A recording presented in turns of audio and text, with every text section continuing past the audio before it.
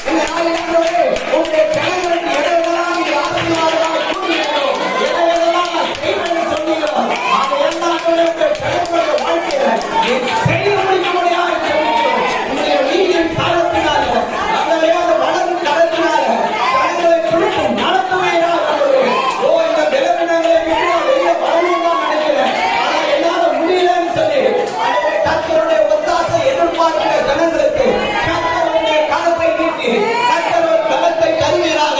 அந்த பாவத்தை மேற்கொள்ள அந்த பலவீனங்களிலிருந்து வெளியே வர தேவன் உதவி செய்வதாக. ஓ ஆண்டவரே இந்த நாளில் ஆண்டவரே இந்த நாளில் கூடினால் நல்லது என்று சொல்லத்தக்கதாக